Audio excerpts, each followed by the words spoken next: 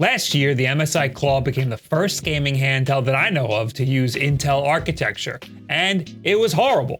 Compatibility was rough, games that were compatible had weird frame dips, and it was just too damn expensive. Other companies like Ein attempted to use Intel architecture and they just straight up gave up. But even still, I don't hate the idea of an Intel handheld. Every other handheld manufacturer out there is using an AMD Z1 Extreme or an 8840U or something. And while using those is great for compatibility if everybody does it, but man, is it immensely boring. I'm rooting for Intel here. Competition would be great in this space. In December, I got to check out a preview of the MSI Claw 8 AI Plus. No, this isn't the 8th MSI Claw. Yes, they really did just slap AI at the end of the name for no reason, and the plus is so that you know it's better now.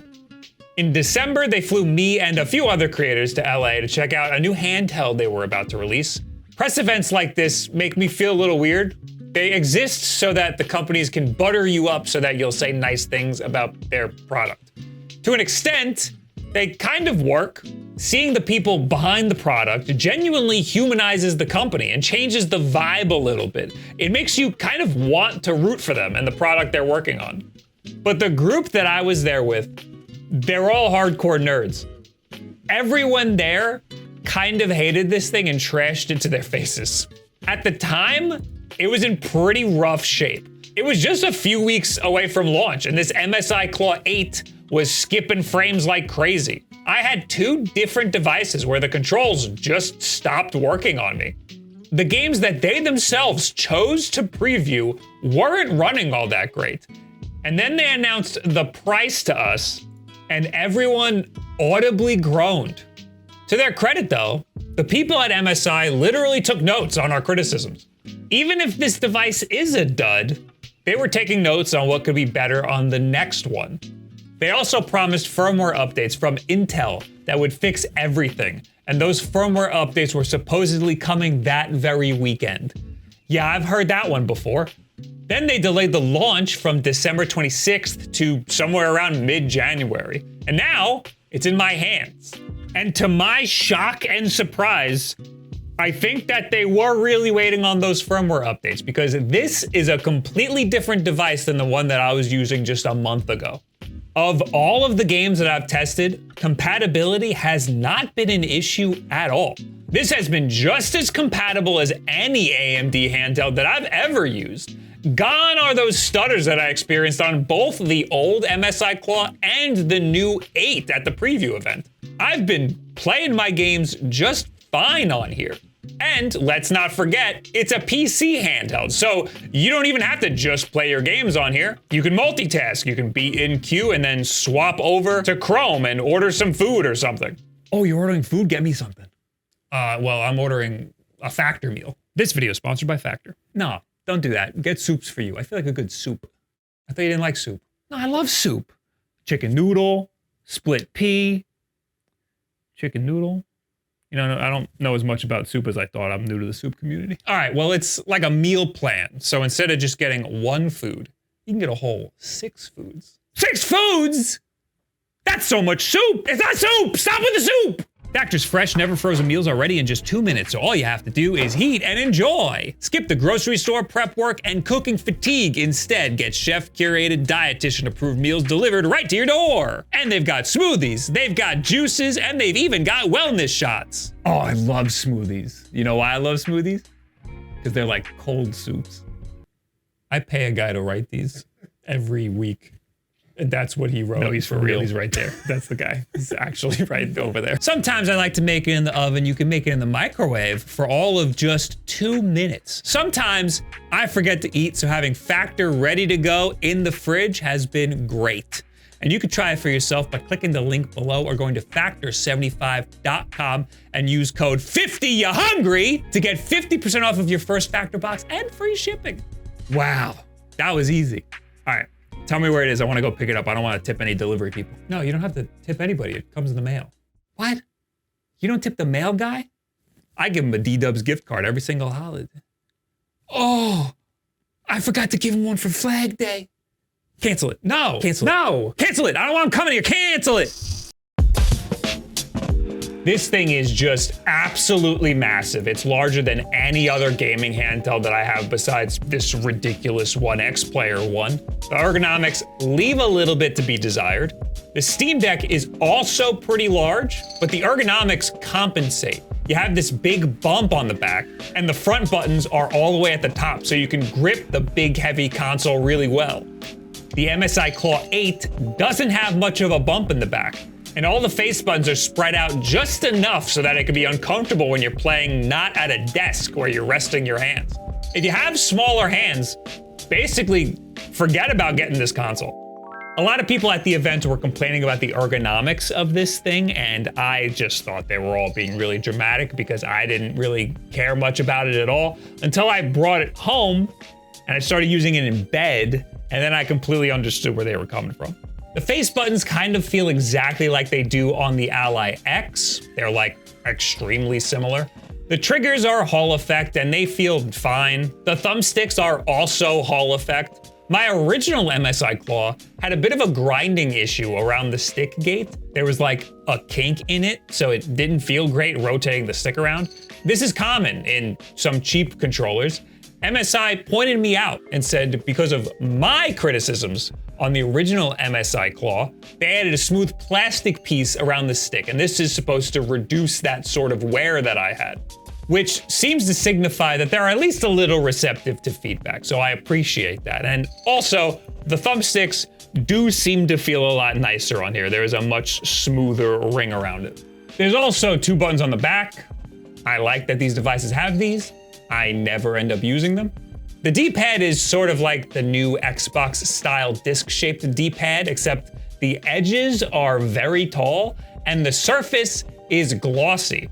Pretty much everybody at the event hated this D-pad, including me. If you're using it to slide your fingers around, it feels weird. But then I got it home and I started to play some D-pad games on it. This that you're looking at is a game called Blade Chimera. Sick name. There's a free demo on Steam you should check out. The D-pad on here though, felt totally fine. The edges being tall does feel a little weird at first, but I don't hate it as much as I once did. The diagonal inputs in a game like Celeste really aren't that hard to use at all. In fact, this type of D-pad might actually help. So while it might not be a traditional D-pad layout, it's actually not all that bad. I'm not even sure if I hate the glossy finish anymore. I think I just kind of got used to it. When I first laid eyes on this thing, man, I thought it was butt ugly. They call this color Sandstorm.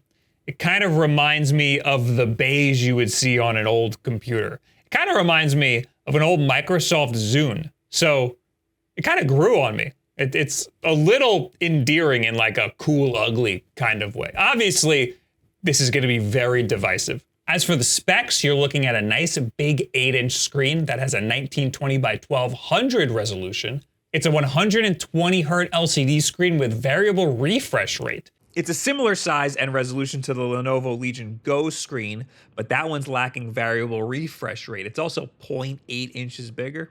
I'll also note that on the Lenovo, I'm very often halving the resolution of the games that I'm playing so that I can up the frame rate a little bit. On the MSI Claw, I was never lowering the resolution at all. I was playing it mostly at full resolution. That's probably thanks to some of the other spec bumps we have here. 32 gigabytes of LPDDR5X RAM, which is double the Legion Go and still quite a bit more than the Ally X. It also has 2 Thunderbolt 4 ports, so you can use an eGPU if you want to. The star of the show, though, is the Intel Arc 140V GPU. It's a Lunar Lake chip that's in a lot of laptops right now.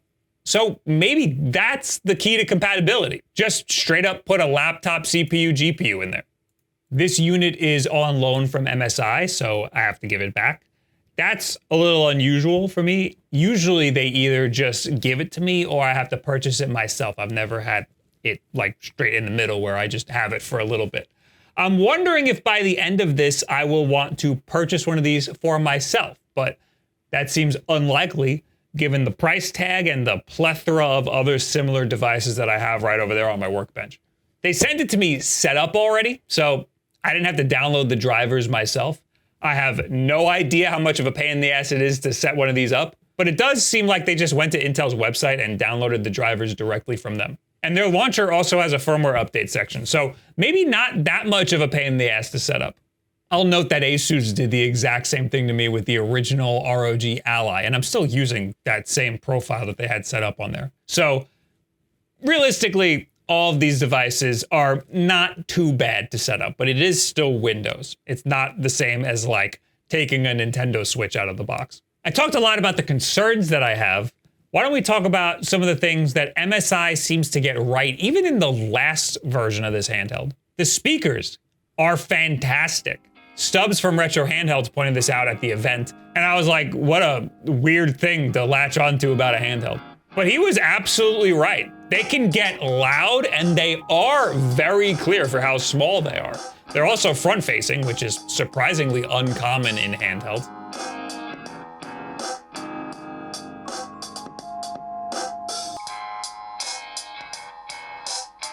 Compare these speakers to the Lenovo Legion Go's terrible, horrible speakers. The MSI Claw is also extremely quiet. It's the most silent handheld by a long shot. The ROG Ally X is also pretty silent, but this is even more quiet if you can believe that. Compare this to how obnoxiously loud the Lenovo Legion Go is. I did a video where I used the Lenovo Legion Go as my main computer for a week straight. I don't recommend this at all with basically any gaming handheld. For the price point, you might as well just get a laptop and you'd probably have a much better time using that. I view a gaming handheld as sort of a luxury item for people who already have a computer and want something specifically just for gaming. But I know that not everybody has that luxury, and some people do just want one device that can do both, and for whatever reason, they really want a gaming handheld to be that device. I think that the MSI Claw 8 might be a good contender for something to use as an everyday computer as well, because of its giant 8-inch screen, its 2 Thunderbolt 4 ports, and the Intel architecture might lend itself better to desktop applications, and also connecting it to an eGPU with an NVIDIA graphics card in there if you really wanted to. Using a device with an eGPU will always introduce a fair amount of jankiness, but this might be slightly less janky than other devices. Above all else, the biggest benefit to the Claw is that it's silent. My Lenovo was so impossibly loud when I was using it as a PC for a week. The Claw 8 is just not loud at all.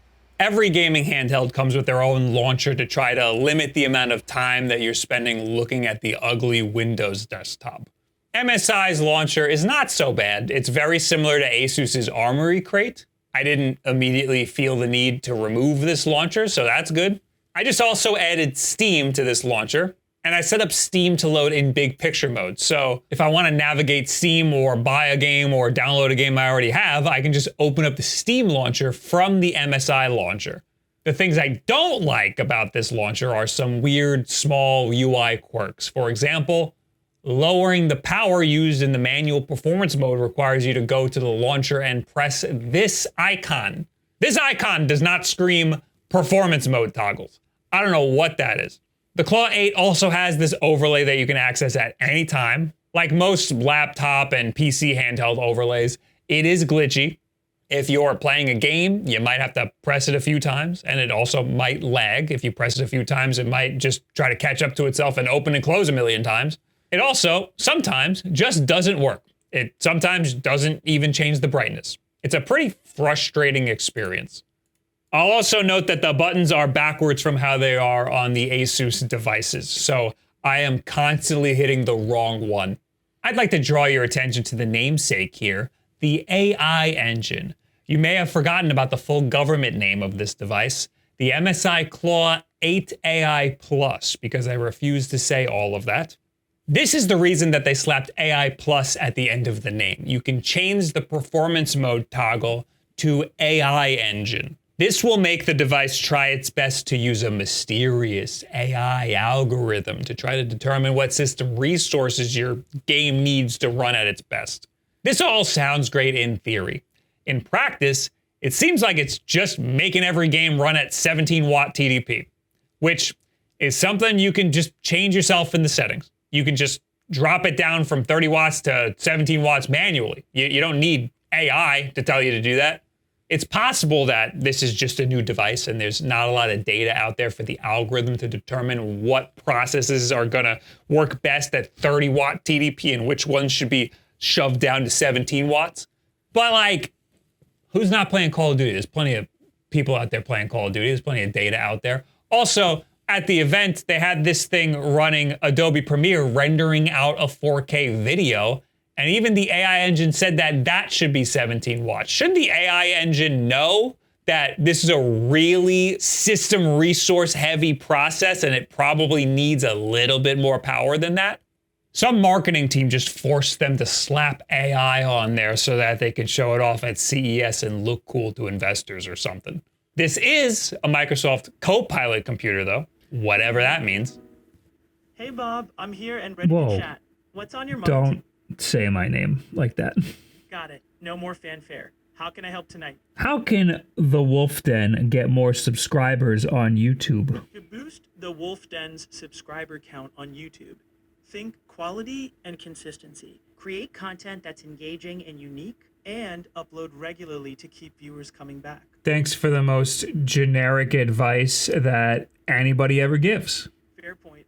Let's dive deeper. Have you considered analyzing your channel's analytics? That's fine. Yeah, I do that. What should I have for dinner? How about some classic New York style pizza? Or maybe some mouth-watering Italian from a local spot.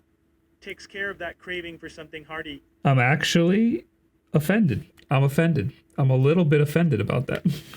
As far as performance goes, I ran the 3D Mark benchmarks like I do for every Windows and Android handheld. The MSI Claw outperformed everything I've ever tested by a decent amount. MSI also claims that this new Intel chip is more efficient, so even at 17 watts, it's performing way better than a lot of other AMD handhelds. At 17 watts, it ended up getting a very similar score to the ROG Ally X, which is using a full 30 watt TDP. So this is extremely impressive. But I want to put a big asterisk here. The original MSI Claw also outperformed everything else in benchmarks by a lot. But this does not take into account compatibility issues. The original MSI Claw might have been insanely powerful in benchmarks, but who really cares if there's frame dips left and right, you know? So the real test is actually playing games on here. At the MSI event, I was seeing those same frame dips. The same ones that I saw on the previous hardware. Now that I have it in my hands, it's about as smooth as every other AMD handheld that I have. You might actually see a slight bump in performance depending on what you prioritize, resolution or frame rate. The first game I played was Marvel Rivals with all the settings on low, but the resolution was on full. I was seeing around 90 frames per second in the practice range.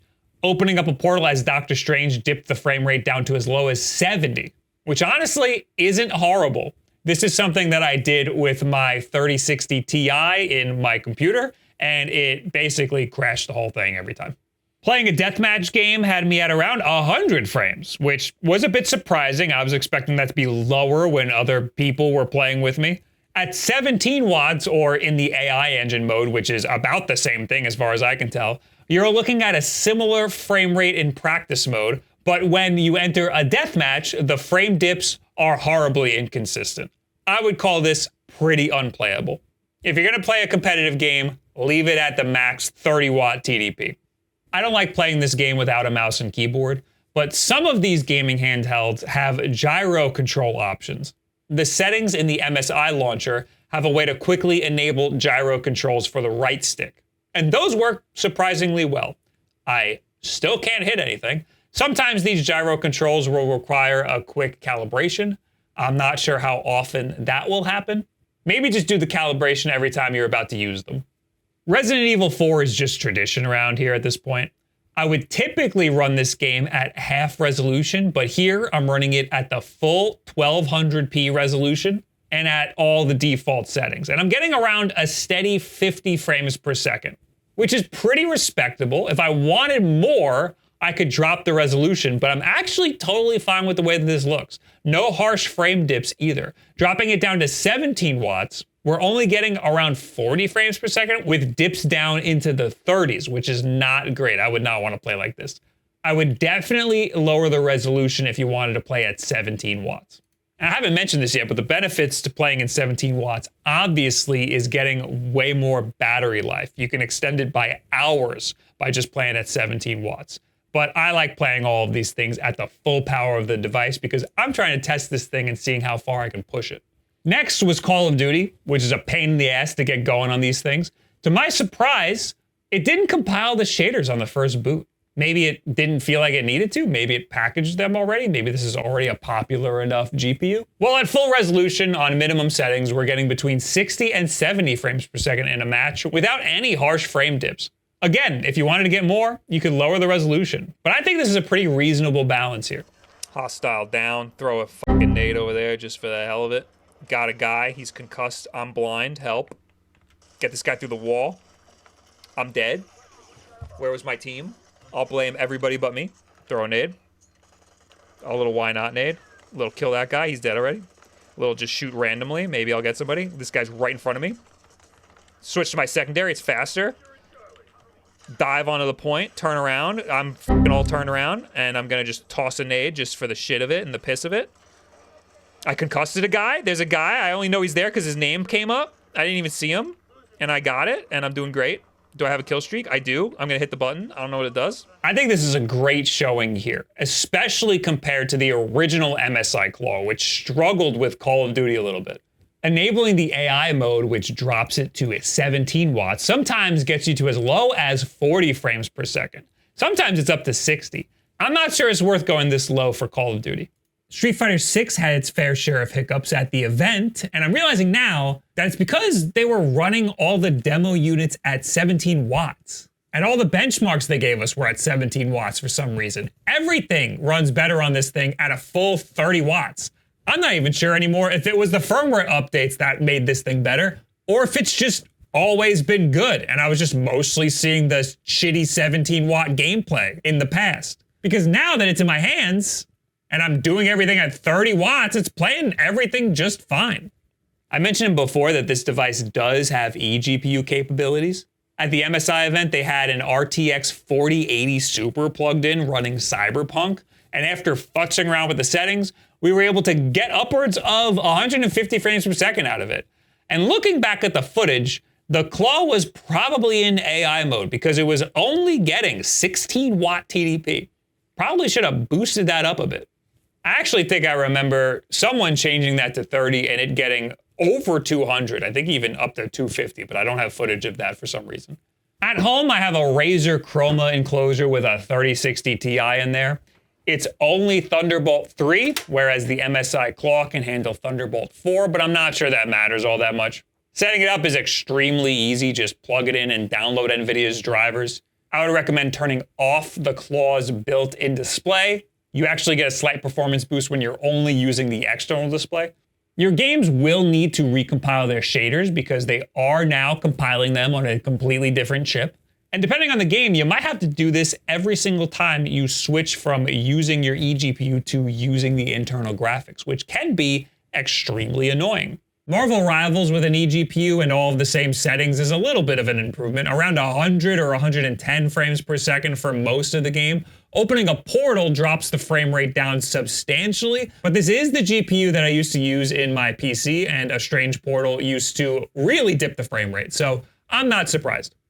Call of Duty might output to the display connected to the graphics card, but it always defaults to the last used graphics card, so make sure you're using the right one in the Call of Duty settings.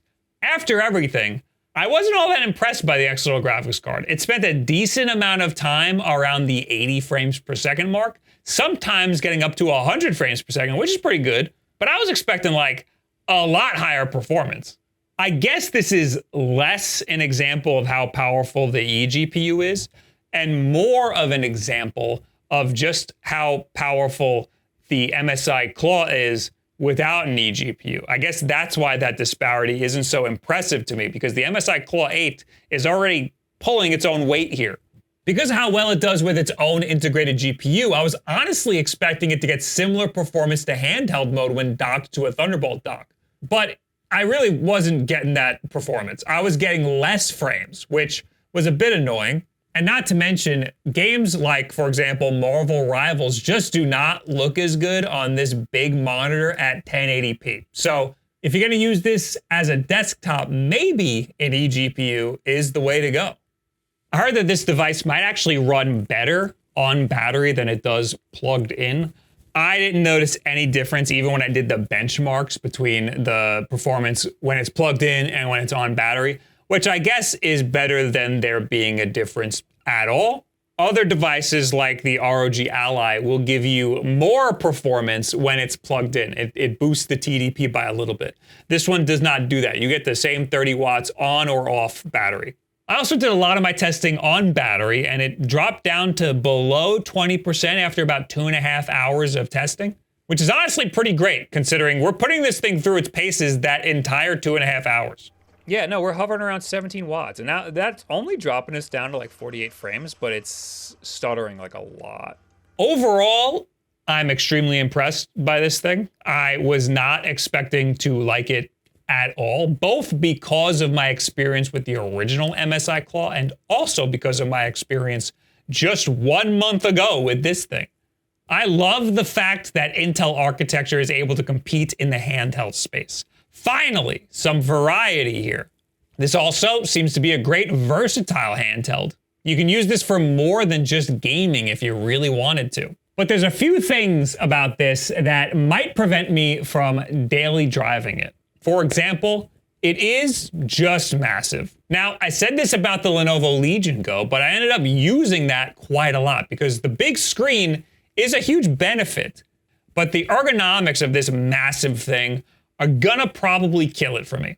They are making a 7-inch version, which is gonna be around the exact same size as an ROG Ally. Maybe I'll like that one more, but it's not gonna have variable refresh rate, so that might kill it for some people a little bit. It is $100 cheaper though. Damn, maybe they're selling me on the 7-inch. Bazzite is the Linux distro that I use on my ROG Ally X that basically turns it into a powerful Steam Deck. Bazzite themselves said that they do not have any interest in developing for the MSI Claw, which is a huge bummer because it might actually run great on here. I'm hoping that Steam OS becomes compatible with this thing when that releases in, hopefully just a few months. If not this, then maybe the next Intel handheld that comes out, maybe that will be compatible with Steam OS. That would be great. And finally, the biggest killer here is the price. $900 is just too much. This MSI Claw might be the most powerful gaming handheld right now if we're comparing it to the other big players like Lenovo and Asus, but it comes with a powerful price tag. And I'm just not sure that the performance boosts warrant all that. You might get a few more frames out of some games, you might be able to squeeze out some slightly better performance at slightly higher resolutions, but you're definitely paying for it. And I'm not sure how worth it that is. The ROG Ally X is $800, which is already pretty steep, but I get good ergonomics, it's more portable, and Bazzite. I might be willing to skip out on some frames for all that. Hell, the original ROG Ally and even the original Lenovo Legion Go are selling for under $500 sometimes. It seems as though this MSI Claw is for people with a lot of money to burn who really care about getting the absolute top of the line, even if it means they're only getting a little bit better performance. This is for the people who are willing to spend an extra $100 just for 10 more frames. It also might be for people who are absolutely dead set on using a gaming handheld as a PC. I'm honestly not sure how I feel about it for me personally. I think I'm just gonna stick to my ROG Ally X, but we'll see how much I miss this Claw when I send it back. Maybe I'll miss that screen. Maybe I'll miss those extra frames. Maybe I'll miss those silent fans. Maybe, but probably not. But maybe. I'd probably miss that $900 more though, honestly. So what do you guys think about the MSI Claw 8 AI Plus? Is this worth any little bit to you? Is there something about this that I missed that might make me like it more or less? Oh, there's a Steam launcher. There's a Steam launcher button already on it. I didn't have to add it. Leave in the comments below, at me on Twitter, and all this other social media garbage. Hey, I stream here every Sunday. Subscribe and make sure you shut up. Just relax. I told you the speakers are good. Make sure you're subscribed and you have the bell on so you get notifications when I do go live. I streamed myself futzing around with this and the chat helps me out a little bit. So join one of the live streams sometimes. The most important thing you can do is subscribe, of course, share this video with a friend who is interested in getting one of these gaming handhelds. Maybe they want to use one as a PC. Thank you very much. See you later. Have a good week.